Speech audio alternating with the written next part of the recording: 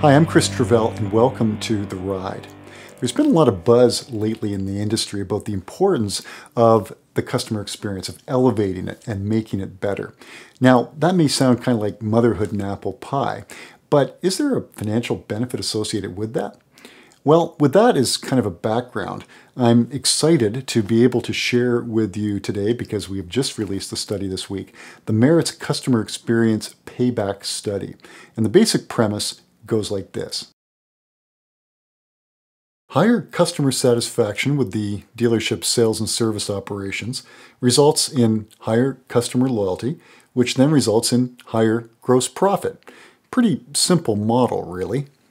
Now, this may sound rather intuitive that more satisfied customers are more loyal, but the key difference is we were actually able to assign a monetary value to that relationship. Let me show you what we did. The way we did this is we went back and interviewed customers of 5-year-old vehicles and basically asked them what did they do when they came back into the market to buy a car. Did they stay with the same brand? And if they did they buy from the same dealership or go elsewhere? And we looked at their overall level of satisfaction with that dealership based on their sales and service experiences. And then we examined what this meant in terms of loyalty. We found from the Payback study that 47% of customers were completely satisfied with the sales and service experience that they received over the course of their ownership experience. And you can see 23% were very satisfied and so on. Now, if we take that number and multiply it by the average number of vehicles that are sold per dealership in the US, which is a NADA number, we see, for example, for completely satisfied, this equates to 343 cars being sold for customers that were completely satisfied. Now, we also found from the Payback study that 52% of customers who were completely satisfied came back and bought again from the same dealership. So this works through to 179 cars being sold. And you can see by following that math for the other levels of satisfaction, in total, 283 customers came back and bought again from the same dealership with varying degrees of satisfaction. Now, what we wanted to try and understand is what happens if we raise the level of satisfaction at the dealership by one level, or one box, if you want to think of it in those terms. So those customers who are very satisfied are now completely satisfied. Those who are fairly well satisfied are now very satisfied, and so on. So basically everything gets moved up at the dealership level one box or one level in terms of customer satisfaction. By the same methodology that I just showed you, that 47% now means that 71% of customers are completely satisfied.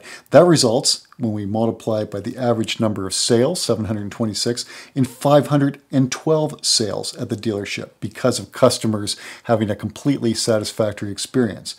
We know 52% of those completely satisfied were loyal to the dealer, and that equates to 266 vehicles being sold. And you can see how, by that same math, following it through the other boxes, we see that the total number of vehicles sold is now 329.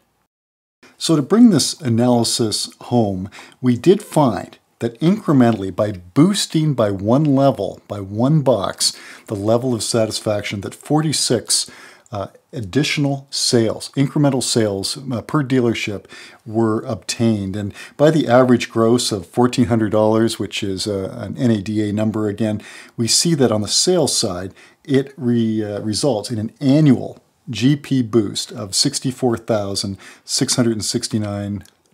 And if I were to show you, I don't have time, but if we did the same analysis on the service side on an annual basis, it results in $41,646 in incremental GP for a total annual boost in gross profit of $106,315. Now, the numbers that I've just shared with you from the Payback study are actually conservative numbers. It's tracking one group of customers that buy in one certain year through the course of their ownership experience and the sales and service revenue and GP that result from that.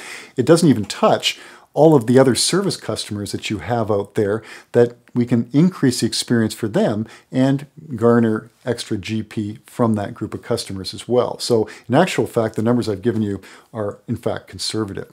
So the bottom line is, yes, even though it sounds like motherhood and apple pie, there is a benefit to elevating the customer experience. There's a revenue stream, there's a gross profit stream that is attributable to that group of customers by increasing the level of satisfaction at the dealership.